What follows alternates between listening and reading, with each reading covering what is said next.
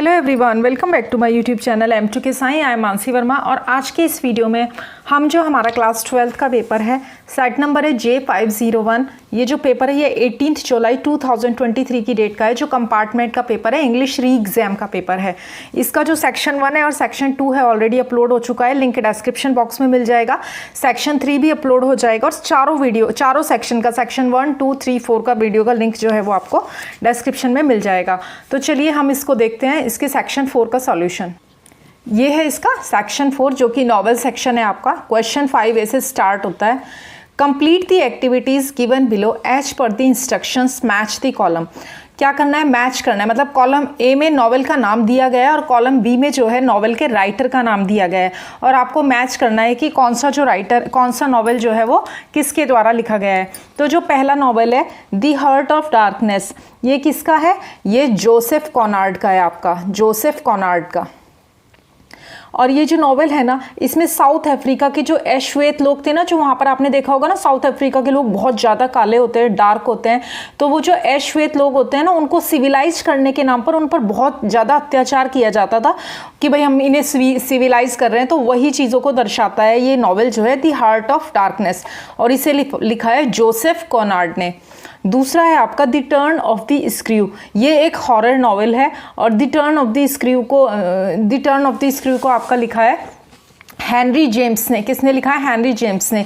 उसी तरीके से जो आपका डेथ इन वेनिस है, ये नॉवेल लिखा गया है आपका थॉमस मान के द्वारा। और जो लास्ट वाला है आपका पर्ल, ये आपका लिखा है पर्ल, ये लिखा है आपका अमेरिकन ऑथर जॉन स्टीनबैक ने। ये देखो स्क्रीनशॉट ले लो, करेक्ट लिखा है the heart of darkness Joseph Conrad, the turn of the screw Henry James, death in Venice Thomas Mann and the pearl by John Steinbach.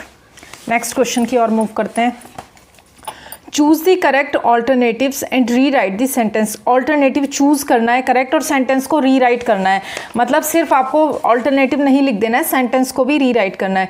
The central idea in the novel is theme, लिखा हुआ देख लेते हैं। The central idea in the novel is theme, last में आएगा, उसको underline भी करना है आपको एग्जाम में अगर आप चाहो तो।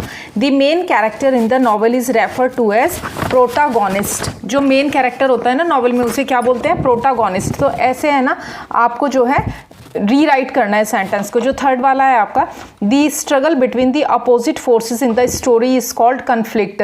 स्ट्रगल का मतलब होता है संघर्ष, बिटवीन का मतलब होता है बीच में दो चीज़ों के, द अपोजिट फोर्सेस मतलब दो अपोजिट चीज़ों के बीच में जो संघर्ष होता है, स्ट्रगल होता है स्टोरी में, उसे क्या कहते हैं? उसे कहते हैं conflict. Language and techniques used in the novel is known as style. जो लैंग्वेज, जो भाषा और जो टेक्निक यूज़ की गई है नॉवेल में, उसे क्या बोलते हैं? स्टाइल बोलते हैं। अब आपके इस क्वेश्चन पेपर में देखो, तीन में से कोई एक चूज़ करना है। तो पहले वाले का है आपका थीम, दूसरे वाले का है आपका the main character in the novel is, antagonist होता है विरोधी, क्लोन होता है जोकर, और प्रोटागोनिस्ट होता है जो मेन कैरेक्टर होता है वो। तो सही आपका क्या है? Protagonist. The struggle between the opposite forces is called conflict. Conflict मतलब विवाद, मतलब जो वाद विवाद होता है ना, वो सेटिंग, प्लॉट की सेटिंग होती है, कैरेक्टर जो उसमें काम करते हैं वो। नेक्स्ट क्वेश्चन देखते हैं। Language and techniques used in the novel is known as, जो लैंग्वेज और टेक्निक यूज़ करते हैं उसे क्या बोलते हैं? स्टाइल बोलते हैं। मैनर और टेक्सचर नहीं बोलते, सिर्फ स्टाइल करेक्ट है इसका ऑप्शन। अब आता है आपका बी क्वेश्चन, ये 4 मार्क्स का है। आंसर इन अबाउट 50 वर्ड्स, मतलब 50 वर्ड्स में बोला है तो 60-70 हो सकता है, 30-40 भी हो सकता है, लेकिन 50 वर्ड्स को 500 वर्ड्स में नहीं ले जाना है। ध्यान रखो, सिर्फ 2 मार्क्स का क्वेश्चन है और टीचर को इतना सारा मटेरियल आपसे नहीं चाहिए। 50 वर्ड्स बोला है तो 50 to 60 वर्ड्स चलेगा, 40 वर्ड्स भी चलेगा। पहला वाला क्वेश्चन है, explain how the setting of the extract to serve with love contributes to the theme of the novel. जो to serve with love novel है आपका, वो कैसे कंट्रीब्यूट करता है, मतलब नॉवेल का जो थीम है वो उसमें कैसे कंट्रीब्यूट करता है। सॉल्यूशन देखते हैं इसका। कर्सिव में लिखा है, मुझे कर्सिव भी लिखनी आती है, कई बच्चों को लिखनी नहीं आती है, तो कर्सिव को अंडरस्टैंड करना सीखो। अभी हर जगह कर्सिव में ही लिखा जाता है, और आप कहीं आगे जॉब करोगे वहाँ पे आपको डिपार्टमेंट से लेटर्स मिलेंगे, कुछ भी मिलेगा। One of the themes of the novel is the teacher student relationship. जो एक थीम है जो नॉवल का, वो क्या है? टीचर और स्टूडेंट्स की relationship. And the change in the behaviour, change का मतलब होता है बदलाव, इन द बिहेवियर, बिहेवियर होता है व्यवहार, और छात्रों के व्यवहार में जो परिवर्तन आता है, जो बदलाव आता है वो। After the narrator's patient dealing, narrator मतलब वो होता है जो बोल रहा है ना इस चैप्टर को, मतलब जो राइटर है जो बता रहा है, नैरेटर की पेशेंट डीलिंग मतलब बहुत धैर्य, पेशेंट मतलब धैर्य, मतलब इतनी पेशेंटली उसने डील किया उन स्टूडेंट्स के साथ कि उनका जो व्यवहार था, उनका जो बिहेवियर था उसमें बहुत गजब का चेंज आया। The narrator initially had a very difficult time with the students, जो नैरेटर है उसको इनिशियली मतलब शुरुआत में बहुत ही मतलब कठिन, वेरी डिफ़िकल्ट मतलब बहुत मुश्किल, बहुत कठिन समय जो था उन स्टूडेंट्स के साथ उसे फेस करना पड़ा था। हु वर डिसरिस्पेक्टफुल, वो स्टूडेंट्स कैसे थे, बहुत डिसरिस्पेक्टफुल थे, मतलब किसी का सम्मान नहीं करते थे। इल मैनर्ड मतलब बहुत ख़राब व्यवहार के थे। एंड मिस्चीवियस और बहुत शरारती थे। He finds that the students belong to a background that is not suitable for learning and for their overall development and progress. और वो क्या पता लगाता है, वो देखता है कि जो स्टूडेंट्स हैं वो ऐसी बैकग्राउंड से आते हैं जो कि उनके लिए सूटेबल ही नहीं था लर्निंग के लिए, मतलब सीखने के लिए, and for their overall development, और उनके ओवरऑल डेवलपमेंट और उनकी प्रोग्रेस के लिए। They are in no mood to change their attitude and behaviour, वे अपना एटीट्यूड और बिहेवियर मतलब व्यवहार और उनका जो एटीट्यूड था, मतलब जो वे ऑफ लिविंग था, तरीका था उनका चीज़ों को देखने का, उसको वो क्या करते थे, वो उसको चेंज ही नहीं करना चाहते थे, मूड में ही नहीं थे उसे बदलने के कि हमें अपना बिहेवियर जो है, अपना एटीट्यूड जो है वो बदलना चाहिए। The narrator with his novel and creative ideas, और जो नैरेटर है वो अपने नॉवल से और अपने क्रिएटिव मतलब नवीन विचारों से, इनोवेटिव टेक्निक्स और नई नई तकनीकों से, and understanding of the student psychology, और स्टूडेंट्स की जो छात्रों का जो मनोविज्ञान होता है ना, मन का विज्ञान, मतलब छात्रों के मन के अंदर क्या चल रहा होता है, अल्टीमेटली विंस देयर हार्ट, इन सबको समझ के वो क्या करता है, फाइनली उनका दिल जो है जीत लेता है। आपने हमारे यहाँ इंडिया में एक पिक्चर देखी है हिचकी, हिचकी में क्या होता है, रानी मुखर्जी को सेम वैसे स्टूडेंट्स की क्लास दे दी जाती है, वो बिल्कुल सेम उसको रिपीट किया गया है, मतलब इस नॉवल के बेसिस पर ही ऐसा लगता है कि वो पिक्चर बनाई गई है। वो बच्चे ऐसे ही बैकग्राउंड से आते थे, कोई के घर में कोई काम था, कोई मतलब वो उनकी प्रोग्रेस और डेवलपमेंट के लिए उनका जो सराउंडिंग्स थी, उनका जो एटमोसफियर था, बैकग्राउंड था, वो उनको कुछ सीखने नहीं देता था। और वो बच्चे कैसे हैं हिचकी पिक्चर में दिखाए, वो बहुत डिसरिस्पेक्टफुल है, इल मैनर्ड है, मिस्चीवियस हैं, लड़ाइयाँ करते हैं, लेकिन बाद में कितने ज़्यादा वो मतलब सिंसियर हो जाते हैं, पढ़ाई करते हैं, 10th का रिजल्ट उनका बहुत अच्छा आता है। अगर किसी ने नहीं देखी हो तो हिचकी मूवी ज़रूर देखना, वो देखोगे तो आपको पूरा का पूरा ये वाला नॉवेल समझ में आ जाएगा। नेक्स्ट क्वेश्चन की तरफ मूव करते हैं। Describe in brief the plot of the extract from to serve with love. To serve with love में जो प्लॉट है एक्सट्रैक्ट में से वो बताओ। देखो, The plot of the extract is the student-teacher relationship and the proceedings of the half-yearly report of the students' council। जो plot है इस एक्सट्रैक्ट का, एक्सट्रैक्ट मतलब एक बहुत बड़े नॉवेल में से ये आपकी क्लास में लिया गया है, जो चैप्टर आपके यहाँ आप पढ़ रहे हो, स्टूडेंट और टीचर की रिलेशनशिप के बारे में, और जो प्रोसीडिंग्स होती है ना हाफ ईयरली रिपोर्ट की स्टूडेंट्स काउंसिल की, उसके बेसिस पे the extract shows the conduct, और जो ये एक्सट्रैक्ट है ये कंडक्ट मतलब बच्चों का जो व्यवहार है, जो चरित्र है, उसको दिखाता है। नेक्स्ट क्वेश्चन आगे देखते हैं। And improvement in the conduct of the narrators students and the increase in their level of confidence and courtesy। और ये क्या करता है, धीरे धीरे क्या करता है, इंप्रूवमेंट दिखाता है उनके कंडक्ट में, उनके चरित्र में, उनके व्यवहार में, उनके बिहेवियर में, जो नैरेटर हैं उसके स्टूडेंट्स के। And the increase in their level of confidence and courtesy, और धीरे धीरे उनका जो कॉन्फिडेंस है, जब वो सीख जाते हैं तो उनका जो लेवल ऑफ कॉन्फिडेंस है वो बढ़ जाता है, एंड कर्टसी, और उनकी विनम्रता भी बढ़ जाती है, क्योंकि वो इतने अच्छे से उनके व्यवहार को अंडरस्टैंड करके समझते हैं कि इनके साथ क्या हो रहा है, इस वजह से ये ऐसा व्यवहार कर रहे हैं, लाइक दैट। थर्ड क्वेश्चन देखते हैं हमारा, 5C का है ये। Describe the character sketch of Phileas fog from the extract of the novel around the world in 80 days. ये भी 4 मार्क्स का है, मतलब 2 मार्क्स इस पहले क्वेश्चन के लिए सी पार्ट के, 2 मार्क्स इस सेकंड क्वेश्चन के लिए। तो देखते हैं फिलियस फॉग का कैरेक्टर स्केच।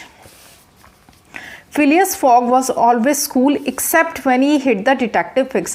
Phileas Fogg जो थे वो हमेशा कूल थे except सिवाय कब के, when he hit the detective fix, जब उन्होंने डिटेक्टिव फिक्स को मारा था। He is a solitary person, वो एक अकेले आदमी है। He cared little about the opinions of others, और वो दूसरों की opinions मतलब राय, और वो दूसरों की राय के बारे में बहुत कम, cared मतलब परवाह करना।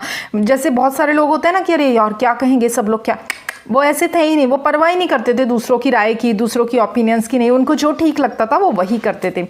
एन ऑनेस्ट, करेजियस, काम, ऑनरेबल, प्राउड पर्सन, और वो एक ईमानदार, साहसी, शांत, सम्मानित और गर्व, मतलब उन पर प्राउड पर्सन थे, मतलब उन पर गर्व होना चाहिए, ऐसे व्यक्ति थे वो। He had plenty of self respect, और उनमें बहुत ज़्यादा सेल्फ रिस्पेक्ट मतलब आत्मसम्मान था, कूट कूट के भरा था उनमें। ही वॉज अनसेल्फिश, और वो अनसेल्फिश थे। सेल्फिश मतलब होता है स्वार्थी, अनसेल्फिश मतलब वो बिल्कुल भी स्वार्थी नहीं थे। नॉन मैटीरियलिस्टिक, और नॉन मैटीरियलिस्टिक थे। मैटीरियलिस्टिक कौन होता है? जिसको अभी ये गाड़ी ले ली, अभी वो गाड़ी, सिर्फ चीज़ों के पीछे भागने वाला आदमी, वो ऐसे नहीं थे। ऑब्स्टिनेट, जिद्दी थे। जेनरस, दयालु थे। He was also very punctual, और वो बहुत ज़्यादा पंक्चुअल भी थे। पंक्चुअल कौन? मतलब डिसिप्लिन थे, टाइम पे ये काम करना है तो करना है। एंड फॉर गिविंग, और माफ़ करने वाले भी थे। तो ये था आपका कैरेक्टर स्केच फिलियस फॉग का। नेक्स्ट क्वेश्चन देखते हैं। Compare the characters passport and detective fix from the extract of the novel around the world in 80 days. Detective fix और पासपोर्ट आउट का कैरेक्टर कैसा है उनको कंपेयर करो, जो कि around the world 80 days novel से है। तो चलिए कंपैरिजन देखते हैं इन दोनों का। ये पासपोर्ट आउट है और ये डिटेक्टिव फिक्स है। डिटेक्टिव फिक्स, ये क्वेश्चन ऑलरेडी मैंने पहले सॉल्व किया था, लेकिन उसमें नाम फिलियस, पासपोर्ट आउट की जगह फिलियस फॉग हो गया, इसलिए मुझे इसे कट करना पड़ा और आपके लिए मैंने इसे दोबारा लिखा है। Passport out, he is an employee of Phileas fog. Passport out कौन है? वो फिलियस फॉग का एक एम्प्लॉई है। और डिटेक्टिव फिक्स कौन है? ही इज़ द डिटेक्टिव, वो एक डिटेक्टिव है, मतलब जासूस है। He is an honest as well as a comic Frenchman, और जो पासपोर्ट आउट है वो कैसा है? वो एक ईमानदार व्यक्ति है, एक कॉमिक मतलब हंसी मजाक करने वाला एक फ्रेंचमैन है। जैसे हम कैसे इंडियन मैन वीमेन है ना, वैसे वो फ्रेंचमैन था। और जो डिटेक्टिव फिक्स है वो कैसा है? He suspects that Phileas Fogg is a bank robber, और वो तो ये सस्पेक्ट करता है, संदेह करता है कि जो फिलियस फॉग है वो क्या है? वो एक बैंक रॉबर है, और वो झूठ बोल रहा है। वो बिल्कुल मतलब पूरा वो कह रहा है, वो सोचता है कि वो जो है वो झूठ बोल रहा है कि वो around the world in 80 days है, और वो प्रूव करना चाहता है कि जो है फॉग जो है वो झूठा इंसान है, वो झूठ बोल रहा है, वो बैंक रॉबर है। He is loyal to his master and attracts the reader with his loyalty and sense of humor. वो बहुत लॉयल है, ईमानदार है अपने मालिक के प्रति, और क्या करता है? जो रीडर है, मतलब हम जैसे लोग हैं जो नॉवेल पढ़ने वाले, उनको अट्रैक्ट करता है। किस कारण से? अपनी लॉयल्टी, अपनी वफादारी, और अपना जो हंसी मजाक करने वाला उसका नेचर है उसकी वजह से। और डिटेक्टिव फिक्स कैसा है? वो एक फुलिश, मूर्ख आदमी या अनइमेजिनेटिव, मतलब कल्पना ही नहीं करता, सोचता ही नहीं है, स्टबर्न है, जिद्दी आदमी, पर्सन मतलब व्यक्ति, और वो कैसा? जिद्दी व्यक्ति है। तो ये दोनों का आप स्क्रीनशॉट ले लो, दोनों का कंपैरिजन है, पासपोर्ट आउट और डिटेक्टिव फिक्स का। और जब भी कंपैरिजन वाला क्वेश्चन आए तो उसे कोशिश करें कि इसी तरह से आप उसे अटैम्प्ट करें, बीच में लाइन ड्रॉ करके एक तरफ एक कैरेक्टर के बारे में लिखें और दूसरी तरफ दूसरे कैरेक्टर के बारे में। लेकिन अगर आप ऊपर नीचे भी लिखते हैं ना, कि ऊपर पासपोर्ट आउट के बारे में लिख दिया, फिर नीचे डिटेक्टिव फिक्स के बारे में, तो भी आपको मार्क्स जो हैं मिलते हैं। नेक्स्ट क्वेश्चन देखते हैं। नेक्स्ट क्वेश्चन है आपका, arrange the sentences in correct sequence as per their occurrence in the extract the sign of 4। ये आपकी टेक्स्ट बुक में से जो दोनों क्वेश्चन है ना, डी पार्ट के, ये एज इट इज़ उठा के दिए गए हैं, इनमें कोई भी चेंज नहीं किया गया है, बस एक पॉइंट कम किया गया है। देखो D1 का ये क्वेश्चन है, इसमें जम्बल्ड सेंटेंसेस को अरेंज करना है, मतलब इसकी सीरीज़ बतानी है। और ये देखो आपकी टेक्स्ट बुक में पेज नंबर 216 है ये आपका इस चैप्टर का।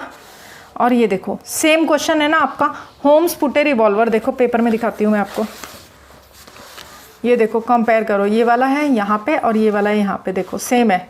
Holmes put a revolver in his pocket, Holmes put a revolver in his pocket.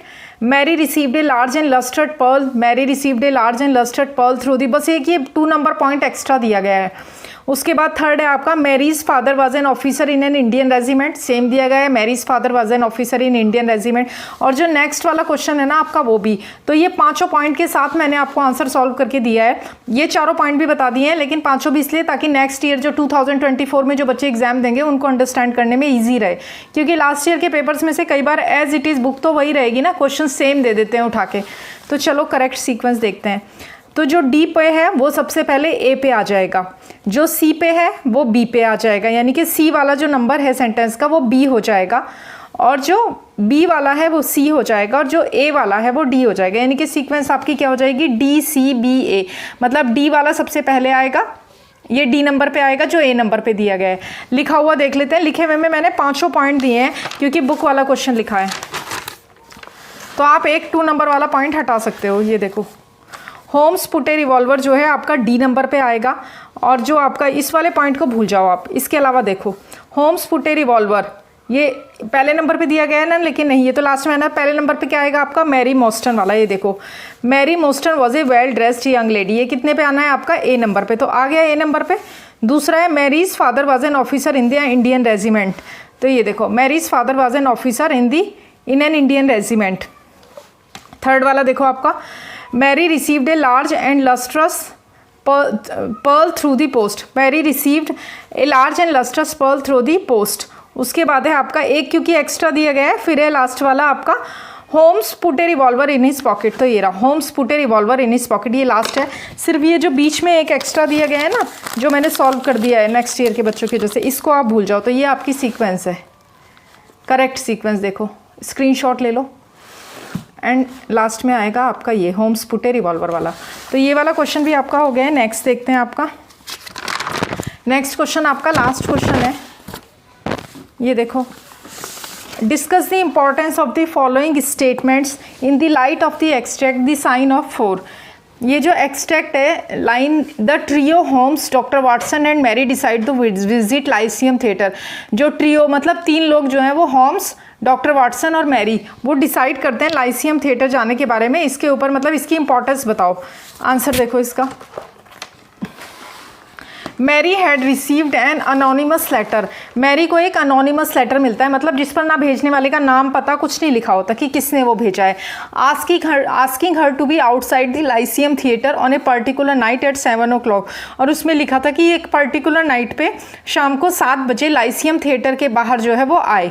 The letter said it would be to Mary's advantage if she came, और letter में लिखा था कि इससे मैरी का ही फ़ायदा होगा, एडवांटेज मतलब लाभ होगा अगर वो आती है। The letter also mention that she could bring 2 friends with her, और लेटर में ये भी लिखा था कि वो अपने साथ 2 फ्रेंड्स को ला सकती है। हाउ एवर, हालांकि, she didn't have any friends, हालांकि उसका कोई दोस्त नहीं था। हु कुड अकॉम्पनी हर, अकॉम्पनी मतलब किसी का साथ देना, जो उसके साथ जा सकता है। And so she asked homes and Watson if they could do so, इसलिए उसने होम्स और वॉटसन से पूछा कि क्या वे मतलब ऐसा कर सकते थे, मतलब उसके साथ लाइसियम थिएटर जा सकते थे। दे एग्रीड, और उन्होंने अपनी सहमति दे दी। Hence Holmes, doctor Watson and Mary the trio decide to visit Lyceum theatre, और इस प्रकार जो होम्स, डॉक्टर वॉटसन और मैरी थे, ये तीनों डिसाइड करते हैं लाइसियम थिएटर विजिट करने का, मतलब जाने का। This was the first step to solving the case, और केस को सॉल्व करने में ये पहला स्टेप था। तो ये वाला भी आपका क्वेश्चन होगा, यानी कि पूरा का पूरा जो सेक्शन 4 है आपके क्वेश्चन पेपर का, वो सॉल्व हो चुका है। सभी क्वेश्चंस का आंसर आपको दे दिए गए। अब सिर्फ आपका सेक्शन 3 राइटिंग स्किल बचा है, वो भी आज अपलोड हो जाएगा, नहीं तो कल अपलोड हो जाएगा, और उसका लिंक भी आपको डिस्क्रिप्शन बॉक्स में मिल जाएगा। वीडियो अच्छा लगा हो तो इसे लाइक करें, अपने फ्रेंड्स के साथ शेयर करें और स्टडी ग्रुप्स में, और ऐसे और यूजफुल वीडियोस के लिए मेरे चैनल M2K Science को सब्सक्राइब करें। Thank you for watching, please like, share and subscribe. Thank you.